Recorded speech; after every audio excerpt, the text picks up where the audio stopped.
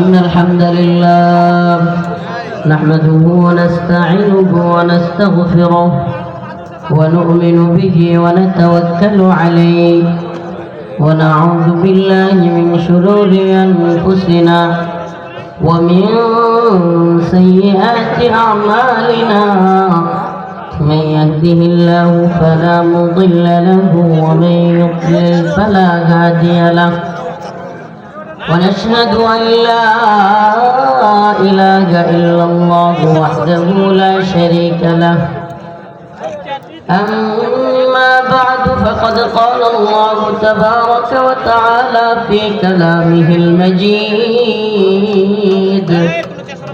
وفرقانه الحميد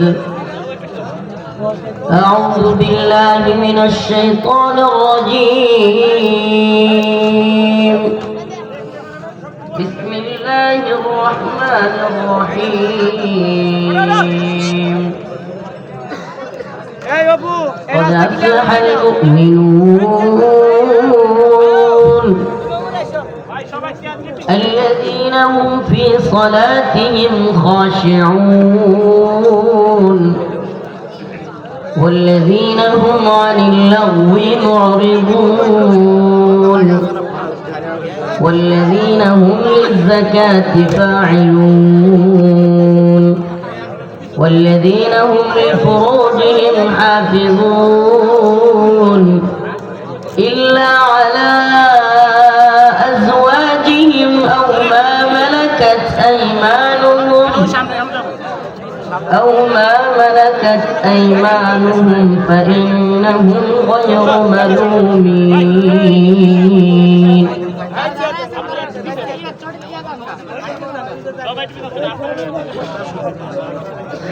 صدق الله مولانا العظيم وصدق رسوله النبي الكريم الشاهدين والشاكرين والحمد لله رب العالمين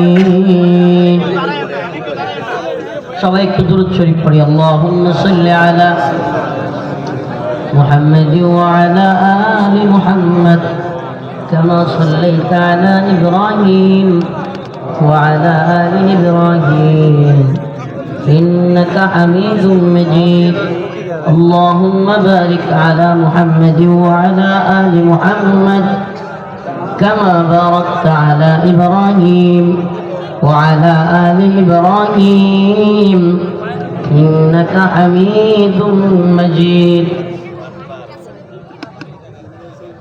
হাজী হযরত আলী দারুল উলুম মাদ্রাসা ও ইতিমখানার হাফেজ ছাত্রদের পাঠ্য প্রদান উপলক্ষে আয়োজিত আজকের এই ওয়াজ মাহফিলে সম্মানিত উলামায়ে কেরাম মুরব্বিয়ানে আযম প্রিয় যুবক ভাইরা পর্দা সারা শ্রদ্ধা মা ও বোনেরা আল্লাহ পাকের দরবারে অসংখ্য অগণিত শুকরিয়া যে আল্লাহ রাব্বুল আলামিন আমাকে আপনাকে কোরআন সুন্নাহর কিছু কথা বলবার এবং শুনবার তৌফিক দান করেছেন সেজন্য অন্তরের অন্তঃস্থল থেকে কালিমাতুশ শুকর আদায় করে স্বতঃস্ফূর্ত আওয়াজ করে বলি আলহামদুলিল্লাহ। আমি হুজুরের আলোচনা শুনতেছিলাম, আগে যে হুজুর কথা বলতেছিলেন ইকবাল হোসেন মাসুম, মাওলানা ইকবাল হোসেন মাসুম দামাত বরকাতুহু, হুজুর খুব ভালো কথা বলতেছিলেন এবং সবচেয়ে কষ্টের জায়গা, আফসোসের জায়গা, পরিতাপের বিষয়, আমরা এখনো পর্যন্ত দিন কি, দিনের চাওয়াটা কি, এটাই বুঝাইতে পারলাম না জাতিকে। আমরা হয় বুঝাইতে পারি নাই, নাহলে আমাদের নমনীয়তার কারণে এই অবস্থা। এটা কোরআনের মাহফিল,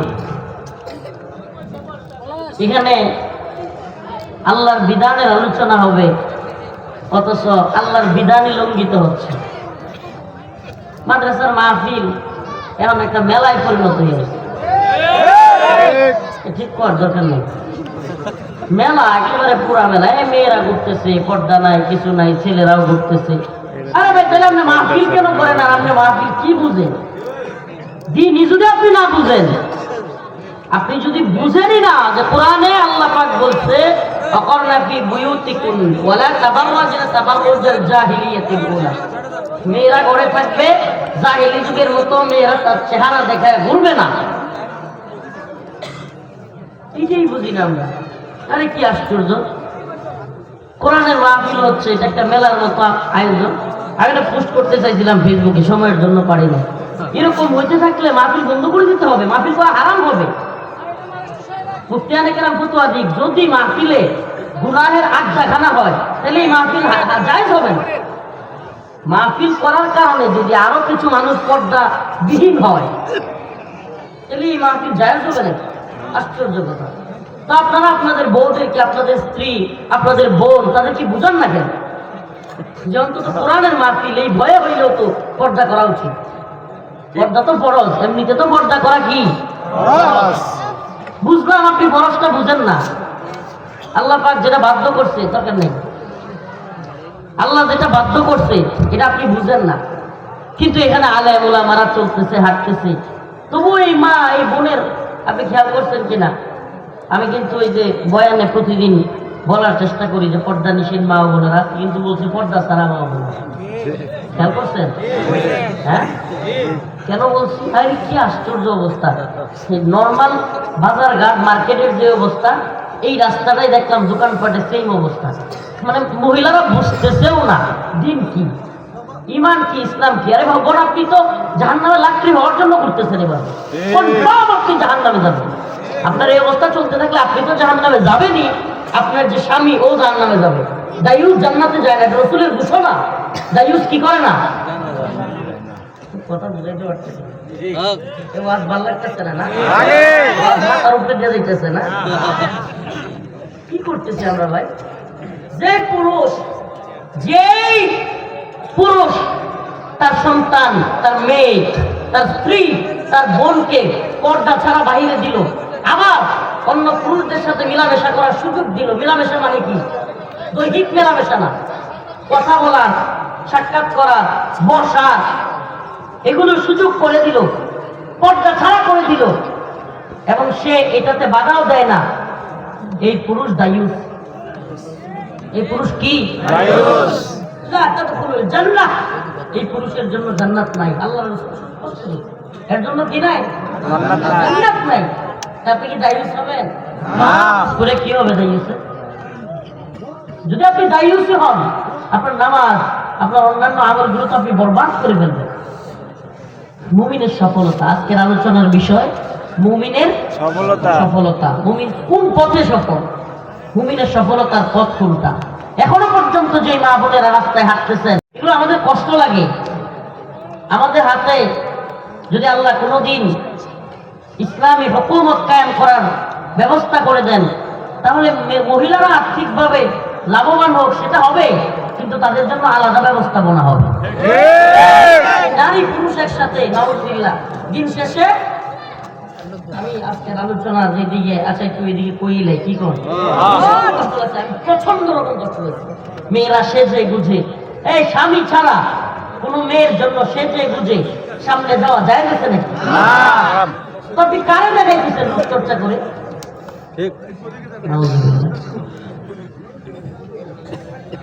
যদি কোনোদিন আল্লাহ পাক ইসলামী শরিয়া এই ভূখণ্ডে কায়েম করেন, কোরআন সুন্নাহ অনুযায়ী রাষ্ট্র ব্যবস্থা চালু হয়, আলাদা আলাদা পার্ট থাকে।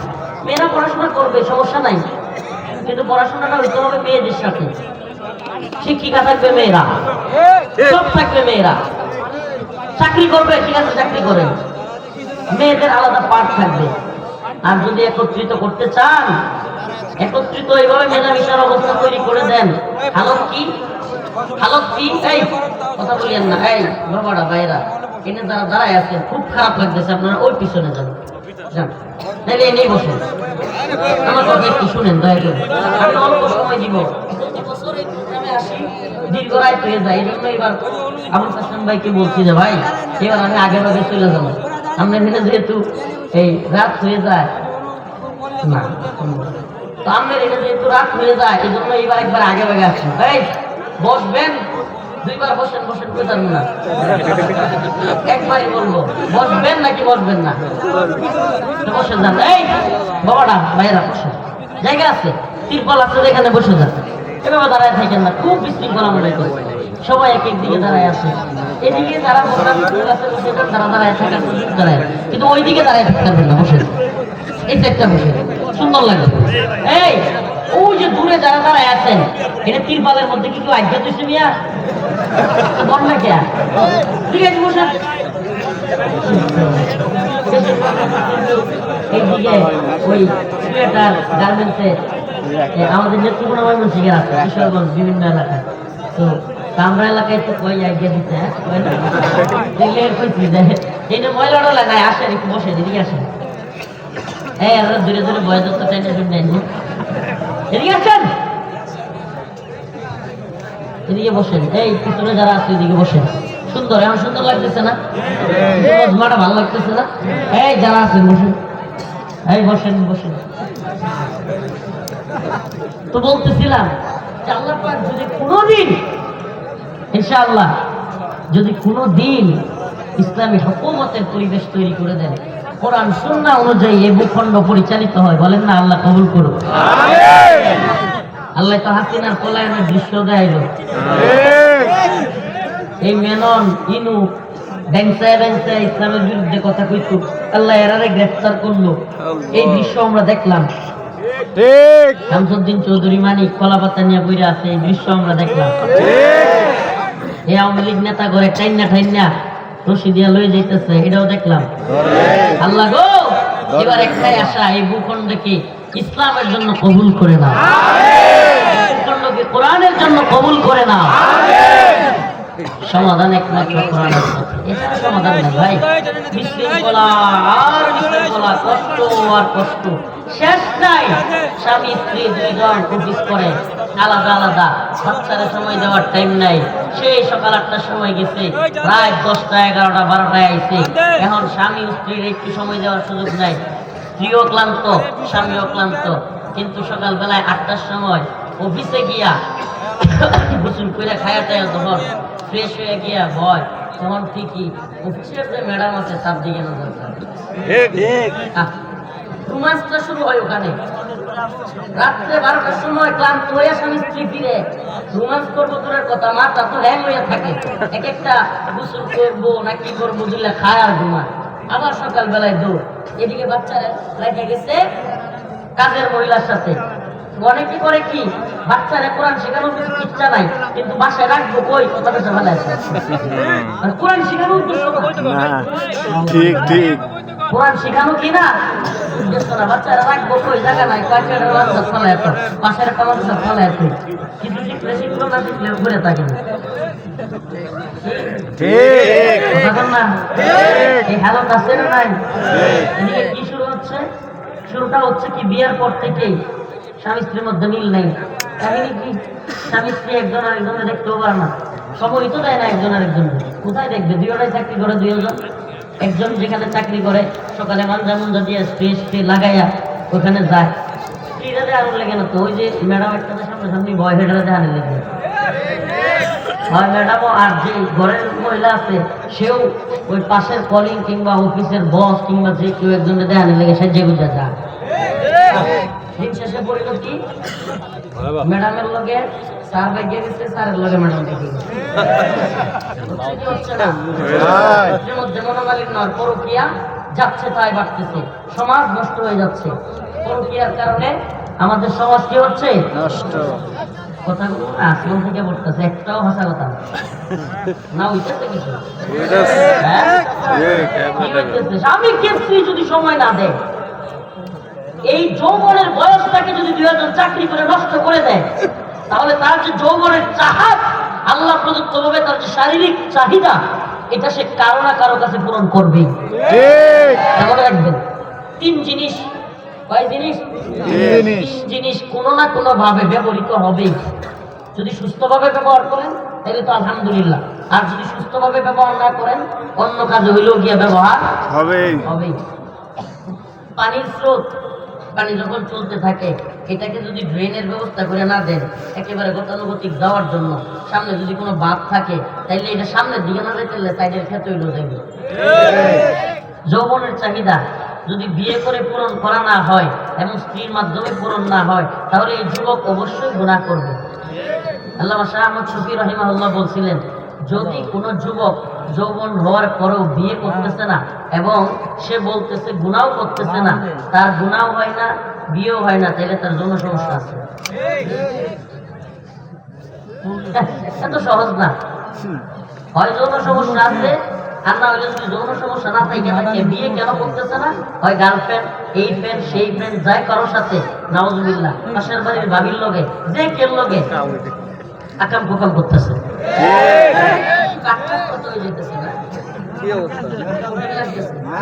সমাজ তো ধ্বংস হয়ে যেতেছে। আমরা করবো কি? সমাজ কি হয়ে যেতেছে? ধ্বংস হয়ে যেতেছে। আমরা করবো কি? আমরা এইভাবে কাট কাট খোলামেলা না বলে দিলে এই যে মা বোন যেইভাবে রাস্তায় ঘুরতেছে, যুবকরা মাহফিলের প্যান্ডেলে বসবে দূরের কথা, কয়টা সুন্দরী মেয়ে ঘুরে দেওয়া যায় এটা চিন্তা। আচ্ছা দেই তো এই মাহফিলে কয়টা সুন্দরী মেয়ে আছে, কোনোটার নাম্বার নেওয়া যায় কিনা? দেখেন আপনি যখন আমার আয়াত যে আয়াত করছি আলোচনার বিষয়ে বলুই, কিন্তু তর্জমাতান আমি যাচ্ছি পরে, আমার রাগটা বেশি হয়ে গেছে অবস্থাটা দেখে। এইসব অঞ্চলগুলোতে আসলে কষ্ট খুব বেশি লাগে, খুব বেশি কষ্ট লাগে। হাই হাই হচ্ছেটা কি? গাইরত নাই, আত্মসম্মান বোধ নাই। আচ্ছা বলেন, কোনো বাবা যার আত্মসম্মান বোধ আছে তার মেয়েরে হাফ প্যান্ট পরায়া তার শরীরের অবয়ব দেখা যাবে আর গভীরে যেতে পারতেছি না, তার সবকিছু বোঝা যাবে, হাফ প্যান্ট পইরা ফুটবল খেলতে দিবে না? গাইরত থাকলে, আত্মসম্মান বোধ থাকলে না। আরে ভাই আপনি বাবা আপনার মেয়ের এইভাবে দিবেন?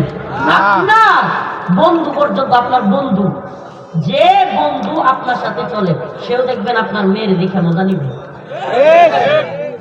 কথাগুলো একটু কষ্ট লাগতেছে, মনে কষ্ট নিতেছে, মাফ করে দিয়ে একেবারে মাফ করে দিয়ে কলিজা একবারে, মানে আমরা অন্তর থেকে দিল থেকে বলছি قد أفلح المؤمنون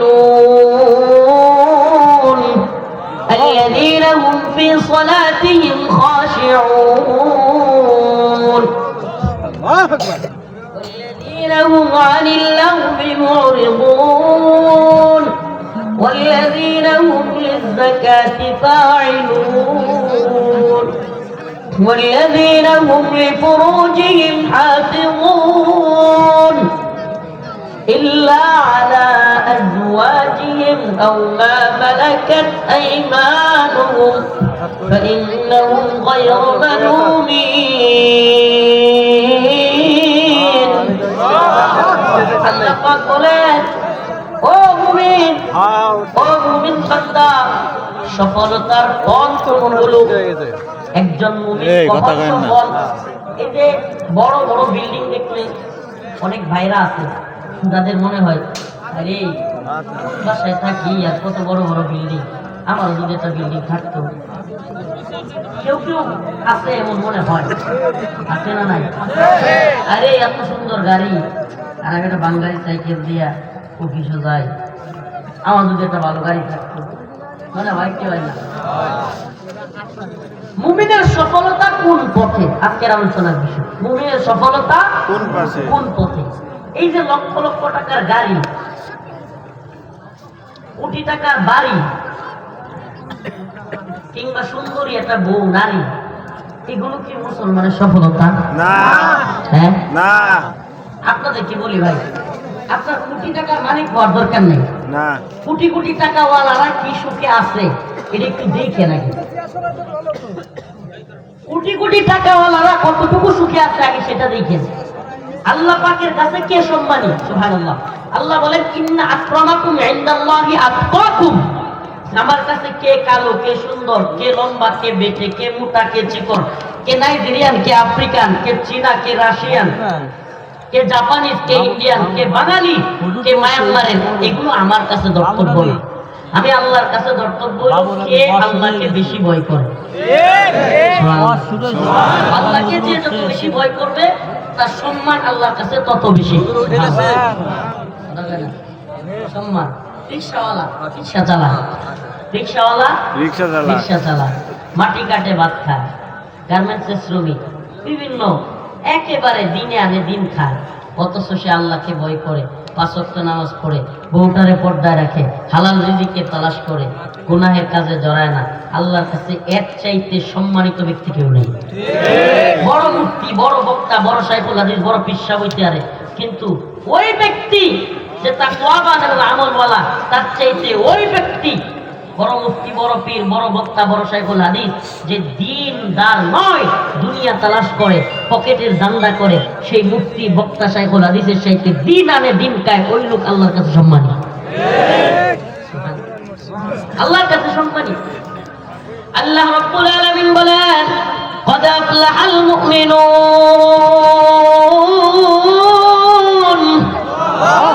الذين هم في صلاتهم خاشعون। আল্লাহ রাব্বুল আলামিন তার নবীকে বলেন, ও নবী আপনি বলুন, আল্লাহ রাব্বুল আলামিন পয়গম্বর আলাইহিস সালামের মাধ্যমে এই পৃথিবীর মানুষকে সম্মানিত হওয়ার তরিকা, মুমিনের সফলতার তরিকা বাতলে দিয়েছেন। মুমিন কোন পথে সফল হবে? আল্লাহ পাক অন্য এক আয়াতে বলেন, ফামান যুহজিহা আনিন নার ওয়া উদখিলাল জান্নাতা ফাকাদ ফাজ ওয়া মাল হায়াতুদ দুনিয়া ইল্লা মাতাউল গুরুর। আল্লাহ রাব্বুল আলামিন বলেন, এই দুনিয়ায় লক্ষ টাকার চাকরি, কোটি টাকার বাড়ি, লক্ষ লক্ষ টাকার গাড়ি, সুন্দরী নারী, ও মুমিন, এগুলো তোমার সফলতা নয়। তুমি কখন সফল এটাই দুনিয়ায় তুমি জানতেই পারবা না। তোমার সফলতার একমাত্র জায়গা হলো ফামান যুহজিহা আনিন নার ওয়া উদখিলাল জান্নাতা ফাকাদ ফাজ। যে ব্যক্তি জাহান্নামের আগুন থেকে মুক্তি পেল এবং জান্নাতে প্রবেশ করলো, সেই ব্যক্তি সফল। ঠিক। যে ব্যক্তি জাহান্নামের আগুন থেকে মুক্তি পেল এবং জান্নাতে প্রবেশ করলো, সেই কি সফল? এর আগে কোনো সফলতাই নাই মিয়া, এর আগে কোনো সফলতাই নাই। ভীষণ অ্যাটাক করতেছে ফ্যান না, এগুলোতে আসলে আমার এত মোটা মোটা লাইট লাগানোর চাইতে ছোট লাইট লাগানো হয়, এত বড় বড় লাইট লাগে। ওই এক ধরনের জাল গাছ আছে, ওই গাছগুলো দিলে বিভিন্ন জায়গায় প্রোগ্রামে দেখি, তখন তাইলে পোকা ধরে না। আচ্ছা যাই হোক, তো আমরা এখন দিয়ে টাকাই দিই না, মানুষ দিই না, কিনি সাদা থাকতেছে, সব সাদা, মুখের মধ্যেও সাদা, এত পাওয়ারফুল লাইট দিছে। তো ভাই আসুন আজকে থেকে তওবা করবো তো ইনশাআল্লাহ, তওবা করবো তো ইনশাআল্লাহ। ছোট মানুষ একটু বুজুর্গি ওয়াজ করে আসতেছে, আমি এরকম ওয়াজ করি না, আমার কষ্ট লাগছে। এদিকে আইসা দেখ কি রাজনীতির ওয়াজ করবো, মানুষ এখনো দিনই বুঝে না, মানুষ রাস্তাঘাটে পর্দায় বুঝে না, কিচ্ছু বুঝে না। আমাদের আগে পর্দা ঠিক করেন, মানে এই যে পর্দার যে অবস্থা, এটা কথা মনে রাখেন। মা বোনদেরকে ভুল ইনফরমেশন দেওয়া হয়। নারীর অধিকার ইসলাম অনেক বেশি দিচ্ছে, অনেক বেশি। নারীদেরকে একসময় জীবন্ত পুঁতে রাখা হইতো। রাসূলুল্লাহ সাল্লাল্লাহু আলাইহি সাল্লাম আয়েশাই বলছেন যে নারীদেরকে পুঁতে রাখা যাবে না, নারীদেরকে মায়ের সম্মান দেওয়া হয়েছে। মায়ের সম্মান কতটুকু? রাসূলের কাছে জিজ্ঞেস করা হয়েছে, ইয়া রাসূলুল্লাহ, আল্লাহ রাসূলকে, যে আমি আমার মাকে বেশি হক দিব নাকি বাবাকে? কয়েকবার বলার পরে 3বার বলছে মাকে, তো সবাই জানে।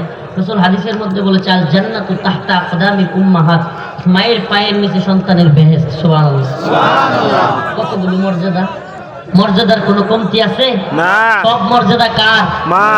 মায়ের। তো আসেন না তওবা করি, এই মারা এই বোনেরা যেন পর্দা করে। সবাই তওবা করে আসেন, বলেন আস্তাগফিরুল্লাহ ওয়া আতুবু ইলাইহি, বলেন হে আল্লাহ, আপনি আমাদের মাফ করে দেন, হে আল্লাহ আপনি আমাদেরকে মাফ করে দেন।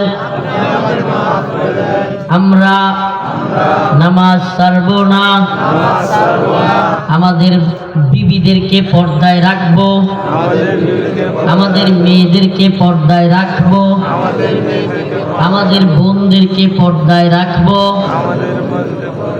তাদেরকে আর রাস্তায় বিনা পর্দায় ছেড়ে দেব না। সবগুলো কয় না, সবগুলো কয় না। আপনারা আজকে তওবা করাইতেছে। জানেন রাসূলুল্লাহ সাল্লাল্লাহু আলাইহি ওয়াসাল্লাম হাদিসের মধ্যে বলছেন যে বান্দা গুনাহ ছেড়ে দিবে, এটা বলার পরে মালিক এত বেশি খুশি হয় সুবহানাল্লাহ। একটা লোক তার উট হারায় গেছে মরুভূমির মধ্যে। কোথায়? মরুভূমিতে উটটা হারায় গেছে। চতুর্দিকে বালি আর বালি, চারদিকে যত চোখ যায়, এত তীব্র গরম, মাথা থেকে ঘাম পড়তেছে, আর বালির মধ্যে পা দেয়া যায় না গরমের কারণে। এমন অবস্থায় বেড়া দেয় তার উট নাই। হাই হাই, কি অবস্থাটা! এখন আমি যাবো কেমনে? এই বালুর মধ্যে হাঁটতেই পারি না, যাওয়ার ব্যবস্থা কি? এই অবস্থায় হঠাৎ করে তার চোখগুলো লেগে গেছে, তন্দ্রার মতো আসছে। উঠে দেখে উটটা চলে আসছে। কেমন খুশি হবে, কেমন খুশি হবে! এর চাইতেও বেশি খুশি আমার আপনার মালিক হয়। রাসূল বলেন ওই উট হারায় যাওয়া ব্যক্তি উট পাইলে যেমন খুশি হয়, আমার আপনার মালিক, একটা মানুষ নামাজ পড়ে না, একটা মানুষ রোজা রাখে না, গুনাহ করে, গুনাহ ছেড়ে দিয়া মালিককে সিজদা দিলে, তওবা করলে আমার মালিক এর চাইতেও বেশি খুশি হয়। ইল্লা মান তাবা ওয়া আমানা ওয়া আমিলা আমালান সালিহা ফাউলাইকা ইউবাদদিলুল্লাহ ইল্লা মান তাবা ওয়া আমানা ওয়া আমিলা আমালান সালিহা ফাউলাইকা ইউবাদদিলুল্লাহু সাইয়্যাতিহিম হাসানাত। আল্লাহ রাব্বুল আলামিন বলেন, ও বান্দা, একটা নয়, দুইটা নয়, 100 নয়, 1000 নয়, লক্ষ গুনাহ যদি কোনো বান্দা করে, তাফসীরের মধ্যে এসেছে আল্লাহ বলেন ইল্লা মা তাবা ওয়া আমানা ওয়া আমিলা আমালান সালিহা।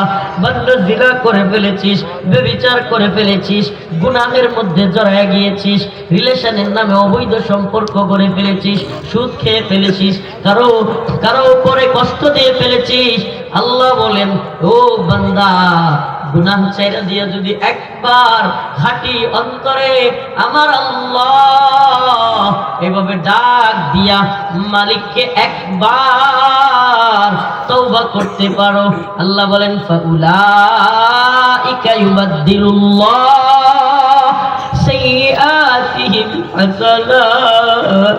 আমার আল্লাহ বলেন 1 লক্ষ গুনাহ থাকলেও আমি তোর 1 লক্ষ গুনাহকে 1 লক্ষ নেকি দ্বারা পরিবর্তন করে তোরে জান্নাতে দিয়ে দিব।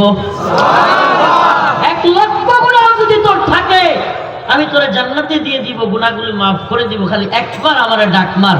আল্লাহ, আমি আজকে থেকে গুনাহ ছেড়ে দিলাম, আজকে থেকে নামাজ পড়বো, আমার স্ত্রীকেও নামাজ পড়াবো। স্ত্রীরা যারা আছেন, মা বোনেরা যারা আছেন, তাদেরকে বলি আপনারাও এই মনে মনে ইয়াদা করেন, ইচ্ছা করেন, ওয়াদাবদ্ধ হন যে আজকে থেকে নিজেও নামাজ পড়বো, পর্দায় থাকবো, আমার স্বামীকে, আমার সন্তানকে, আমার ভাইকেও নামাজ পড়ার জন্য বলবো। এক মহিলা সালে আল মুনাজ্জিদ সম্ভবত ওনাকে প্রশ্ন করছে, হুজুর আমার স্বামী ফজরের সময় ঘুম থেকে ওঠে না, আমার সন্তানটাও, ছেলেটাও ঘুম থেকে ওঠে না, আমি অনেক চেষ্টা করি, তাদেরকে ডাকি, কিন্তু তারা ঘুম থেকে ওঠে না, আমি কি করব? হুজুর বলছে, আচ্ছা মনে করেন আপনার বাড়িতে আগুন লেগে গেছে, কি হয়েছে? এখন আগুন লেগে যাওয়ার পর আপনি কি আপনার সন্তান এবং স্বামীকে রাইখা ঘরের বাহিরে দৌড়ায় চলে যাবেন? মহিলা কয়, না এটা অবশ্যই না, যেভাবেই হোক আমি তুলে নিয়ে যাব। হুজুর বলেন যে তাহলে আপনি আপনার ছেলে এবং স্বামীকে ঘুম থেকে ওঠাতে পারেন না বলতেছেন, তাহলে যখন আগুন লাগবে কিভাবে উঠাবেন? বলে তো তখন তো টাইনা টুইনা হইলেও তুলবো। তাহলে আল মুনাজ্জিদ হাফিজাহুল্লাহ বলেন, যদি তাই হয় আপনি দুনিয়ার আগুনের ভয়ে আপনার ছেলে এবং স্বামীকে টাইনা চেষ্টায় তুলবেন, আর জাহান্নামের আগুনের ভয়ে আপনার ছেলে আর আপনার স্বামীকে তুলতে পারবেন না। তাইলে কি বোঝা যায় আমাদের জাহান্নামের ভয়টাই নেই, আল্লাহর ভয়ই নেই। আমরা যারা নামাজ পড়ি না, সমস্যা কোথায়? আমি তো মনে করি সমস্যা হইল ইমানের মধ্যে। কারণ আল্লাহর ভয় যে ব্যক্তির আছে, আল্লাহ রাসূল বলেছেন মান তারাকা সালাতান ওয়াহিদান মুতাআম্মিদান ফাকাদ কাফারা, যে ব্যক্তি এক ওয়াক্ত নামাজ ইচ্ছাকৃত পরিত্যাগ করলো সে কুফরি করলো, কুফরি। নাউযুবিল্লাহ। ইমাম আহমদ ইবনে হাম্বল বলেন যে ব্যক্তি নামাজ ইচ্ছাকৃত পরিত্যাগ করে তার জানাজা পড়া যাবে না, জানাজা পড়া যাবে না, তাকে মুসলমানের কবরে দাফন করা যাবে না। ইমাম আহমদ ইবনে হাম্বলের বক্তব্য। তাইলে আমরা কি নামাজ ছেড়ে দিব?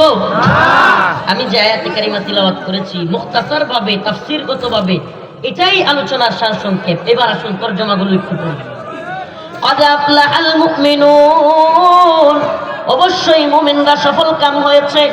আল্লাযীনা হুম ফি সালাতিহিম খাশিউন, যে সফল কাম মুমিন তাদের কাজগুলো হলো তারা খুশু খুজুর সাথে, বিনয়ের সাথে নামাজ পড়ে। সুবহানাল্লাহ। সফল মুমিনদের সিফাত কি? ফজরের নামাজের সময় নাক ডেকে ঘুমায়। হ্যাঁ, সফল মুমিনরা ফজরের নামাজের সময় নাক ডেকে ঘুমায় না। আল্লাহ রাসূল বলেছেন যে ব্যক্তি ফজরের নামাজ আদায় করলো সমস্ত জিম্মা, সমস্ত জিম্মা, সমস্ত রিজিকের জিম্মা, বিপদ আপদের জিম্মা সব আল্লাহ নিয়ে নিল। সুবহানাল্লাহ। মান সাল্লা সালাতাল ফজর জিম্মাতুল্লাহ, যে ব্যক্তি সালাতুল ফজর আদায় করলো আল্লাহর জিম্মায় সে চলে গেল। সুবহানাল্লাহ। ফজরের নামাজ যে পড়লো তার এই দিনের বালা মুসিবত, এই দিনের রিজিক, এগুলোর জিম্মা কার? সুবহানাল্লাহ। এটা রাসূলের কথা, রাসূলের কথা, এমন এক ব্যক্তির কথা যার ব্যাপারে স্বয়ং মুসলমানরা বাদ দেন, কাফের মুশরিকরা পর্যন্ত এই কথা বলতে বাধ্য হইতো যে মুহাম্মদের দুই ঠোঁটের মাঝখান দিয়া জীবনে কোনোদিন মিথ্যা বের হয় না। কত সম্মানিত রাসূল! গোটা পৃথিবীতে, গোটা পৃথিবীতে এখনো পর্যন্ত মুমিনের অন্তরে 14.5 বছর, 1500 বছর প্রায় চলে গেছে, অথচ রাসূলের প্রতি ভালোবাসা মুহাম্মদের উম্মতের কমছে না বাড়ছে? আমাদের দেশের এক নেত্রী যিনি চলে গেছেন, তার বাপের ছবি টেহার মধ্যে, স্কুলের মধ্যে, আদালতে, অফিসে, এরপরে কি কয় বই পুস্তকের মধ্যে, রাস্তার মোড়ে মোড়ে, ভাস্কর্যের মধ্যে, সব জায়গায় তার বাপের ছবি লাগাইছিল। কথা কয় না? লাগাইছিল, লাগাইছিল না? কি হয়েছে লাগাইয়া? কি হয়েছে? আমি এটা মজা করে বলি যদিও, কিন্তু বাস্তবতা তো এটাই যে আপনি টাকার মধ্যে, বাড়ির মধ্যে, আদালতের মধ্যে, অফিসের মধ্যে, স্কুলে, কলেজে, এমনকি আলিয়া মাদ্রাসায়, এমনকি টাকার মধ্যে, ভাস্কর্যে, মূর্তির মধ্যে, সব জায়গায়, এমনকি পুলিশ, বিডিআর, র্যাব, আর্মি, এদের বিশেষ বিশেষ দিনে এদের এখানে বল্টুর মধ্যে। কথা হয় না? একদিন পরে আল্লাহ জানে, আর হাসিনা আর কয়েকদিন থাকলে মনে হয় যে হুজুররা এনে লাগায় লাগায় ওয়াশ করুন লাগলো, সেটা ওয়াশ করুন লাগতো এনে লাগায়। অবস্থাটা এমনই হইতেছিল যে মুজিব পূজা এমন অবস্থায় চলে যাচ্ছিল।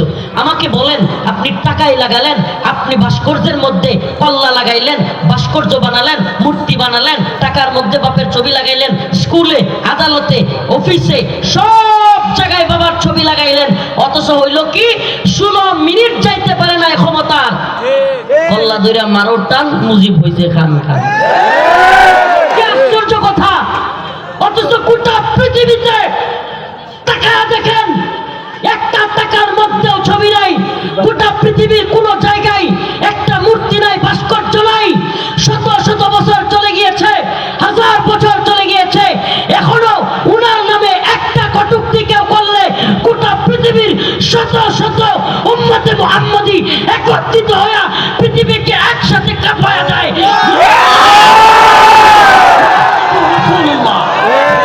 কোন জায়গায় মূর্তি দরকার নেই।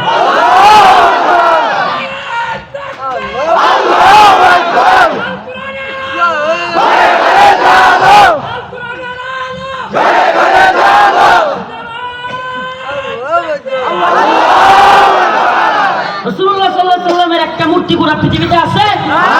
আছে বলেন? একটা টাকার মধ্যে ছবি আছে? পৃথিবীর কেউ দেখাইতে পারবে? শত শত বছর চলে গেছে, কোন এক কুলাঙ্গার এখনো রসুলকে নিয়ে কিচ্ছু বললে শত শত কোটি মুসলমানের কইলটা ফাইতে যায়। কই ভালোবাসা দিয়া, মূর্তি দিয়া, টাকা দিয়া, জয় বাংলা স্লোগান দেওয়াইয়া, বাধ্য কইরা মানুষের ভালোবাসা আদায় করুন যায়, কেউ করতে পারবে না। এজন্য বলি, ভালোবাসা পেতে হলে মানুষের অন্তর থেকে পাওয়ার আশা করতে হবে। আল্লাহ পাক আমাদেরকে বুঝার তৌফিক দান করুন, এগুলো থেকে, সমস্ত গুনাহের কাজ থেকে তওবা করার তৌফিক দান করুন। ওলামায়ে কেরাম বুঝাইছিল, ভাস্কর্য বানায়েন না, বাপের মূর্তি বানায়েন না, কত বুঝাইলাম আমরা, মানছে? মানে নাই। এখন কি হইছে? নিজে তো পালাইছে, এখন বাপের অবস্থাটা কি হইছে? এই বেচারারা সম্মানিত করছে না আরো অপমান করছে? বাধ্য কইরা সম্মান আদায় করা যায় না, ভালোবাসা আদায় করা যায় না। আল্লাহ পাক আমাদেরকে বুঝার তৌফিক দান করুন, বলেন আমিন। তাইলে আজকের আলোচনায় আমি চাই আমার এই টঙ্গীর ভাইরা, এখানে আমি প্রতি বছর এই প্রোগ্রামে আসি, আমাদের এলাকার বড় ভাই, এই মসজিদের ইমাম সাহেব, আমি প্রত্যেক বছর এখানে আসি। আপনাদের প্রতি উদারত আহ্বান থাকবে, আপনাদের মা বোনদেরকে পর্দা করাবেন তো? এখনো যেই মারা রাস্তায় আছেন দ্রুত চলে যান, বাড়িতে চলে যান। আপনারা পর্দা ছাড়া ঘর থেকে বের হলেন মানে আপনি জাহান্নামের পথে আগালেন। মা, এটা আপনি বুঝতেছেন না, এটা আপনাকে কেউ বুঝাচ্ছে না, কিন্তু এটাই বাস্তবতা। আপনি একটা কদম দিলেন মানে একটা কদম জাহান্নামের দিকে আগাইলেন। এটা আপনাকে কে বুঝাবে? ও ভাই, বিশ্বাস করেন ভাই, এটা একেবারে আমরা যারা দিন ইলম যাদের আছে, যারা জানে, এরা সুস্পষ্ট যে যেই মেয়ে পর্দা ছাড়া ঘর থেকে বেরোলো সে জাহান্নামের পথে একটা কদম ফেললো। আল্লাহ পাক তওবা করার তৌফিক দান করুন, আরো জোরে বলেন আমিন। তো মুমিনের কয়েকটা সিফাত বললাম, কদ আফলাহাল মুমিনুন আল্লাযীনা হুম ফি সালাতিহিম খাশিউন। মুমিন, সফল মুমিন কারা? যারা খুশু-খুজুর সাথে নামাজ পড়ে। আজকে থেকে নামাজ পড়বো তো ইনশাআল্লাহ? একটু হাতটা তুলে দেখেন, কে নামাজ পড়বো? নামাজ পড়বো তো ইনশাআল্লাহ? আল্লাহ পাক তৌফিক দান করুক, বলেন আমিন। আরো জোরে বলেন আমিন। বউকে পর্দায় রাখবো তো যেদিন নাই ভিডিও করতেছে ইনশাআল্লাহ। আল্লাহ এটা বিয়ে করায় দাও, আমিন। এরপরে আয়াত, ওয়াল্লাযীনা হুম আনিল লাগবি মুরিদুন। মুমিন কোনো পায়াসা কাজে জড়ায় না, সুবহানাল্লাহ। আল্লাহ পাক মুমিনের আরেকটা সিফাত কি বলতেছেন? মুমিন কোনো পায়াসা কাজে কি করে না? জড়ায় না, ভালো কাজে জড়ায়। ওয়াল্লাযীনা হুম লিফুরুজিহিম হাফিজুন। মুমিন লজ্জাস্থানকে হেফাজত করে। ইল্লা আলা আজওয়াজিহিম, শুধুমাত্র স্ত্রীর কাছে লজ্জাস্থান ব্যবহৃত হবে। কার কাছে? সুবহানাল্লাহ। তাইলে মুমিনের লজ্জাস্থান, রাসূলুল্লাহ সাল্লাল্লাহু আলাইহি ওয়াসাল্লাম বলেছেন, যদি কোনো ব্যক্তি আমাকে দুইটা বিষয়ের গ্যারান্টি দেয়, তাকে আমি জান্নাতের গ্যারান্টি দিব।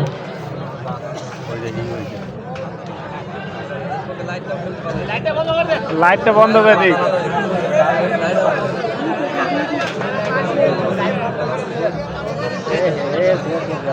লাইটটা বন্ধ করে দেন, তার কাটে দেন লাইটের।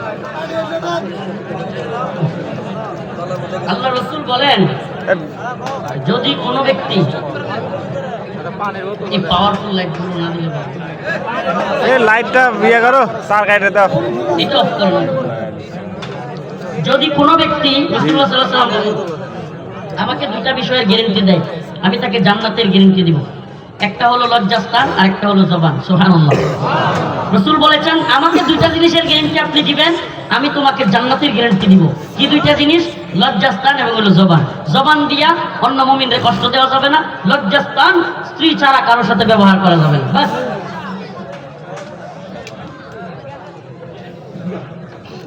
খাঁটি মুমিনের আরেকটা সিফাত বলি, আল্লাহ বলেন, ইয়া আইয়ুহাল্লাযীনা আমানু আনফিকু মিম্মা রাযাকনাকুম। হে মুমিনেরা, আনফিকু, তোমরা খরচ করো। এই বাদ দেন, সময় শেষ, সময় শেষ, আমি আমার সময় শেষ, আমি চলে যাব। আনফিকু, তোমরা খরচ করো, মিম্মা রাযাকনাকুম, যে রিজিক তোমাদেরকে দেওয়া হয়েছে। আইয়াতিয়া ইয়াউমুল লা বাই'a ফিহি খুল্লাতু ওয়ালা শাফা'a।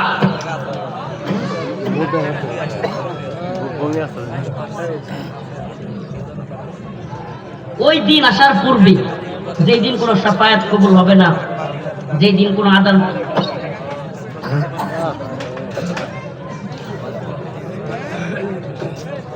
পোকা খায় আছে রে।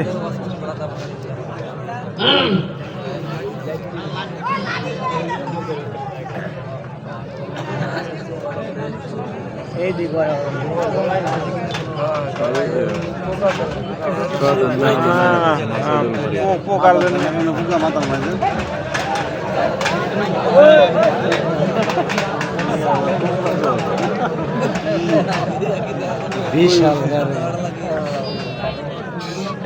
আলহামদুলিল্লাহ, আমাদের বাংলাদেশের একজন পরিচিত আলেম, আমার উস্তাদে মুহতারামের প্রিয় মানুষ নূর হোসেন কাসেমী রহমতুল্লাহ, খুবই আস্থা ভাজন ব্যক্তিত্ব। আপনাদের টঙ্গীর উলামায়ে কেরামের সেরেতাজ হযরতুল আল্লাহ মাওলানা মাসরুদুল করিম দামাত বারকাতুল হুজুর চলে আসছে। আলহামদুলিল্লাহ বলেন। হুজুর আখিরি মোনাজাত করবে, দোয়া করবে, আপনাদের উদ্দেশ্যে নসিহা করবে। এর আগে আমি এই প্রতিষ্ঠান আমার ভাইয়ের, আমারই এক বড় ভাই, এই প্রতিষ্ঠানের জন্য আমি আপনাদের কাছে কিছু চাইবো। আমি মুসাফির মানুষ, মাজলুম মানুষ, হুজুরও দোয়া করবে, আমিও দোয়া করবো। উঠবেন না কেউ দয়া করে। আমি কয়েকটা নাম চাই অল্প সময়ের মধ্যে, যারা 1000 করে টাকা দিবেন, 1000 করে, বেশি না। আমি কয়েকটা নাম চাই, 1000 করে টাকা, 30,000 টাকা 30 জন দেন, ঠিক আছে? এরপরে আরেকটু কয়েক মিনিট, আমি মাত্র 5-7 মিনিট সময় দিব আপনাদের কাছে।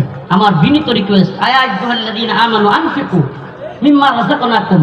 আল্লাহ বলেন, হে মুমিনরা, তোমরা খরচ করো আল্লাহর রাস্তায় যা তোমাদেরকে দেওয়া হয়েছে। আইয়াতিয়া ইয়াউমুল লা বাইউ ফীহি খুল্লাতু ওয়ালা শাফাআ। ওই দিন আসার আগেই, যেদিন কোনো সুপারিশ, যেদিন কোনো দান সাদাকা কিচ্ছু আর করতে পারবে না। নিজের ওই অবস্থা বন্ধ হওয়ার আগে আপনাদের প্রতি আমার রিকোয়েস্ট, সেই মাদ্রাসাগুলো, দ্বীনি মাদ্রাসা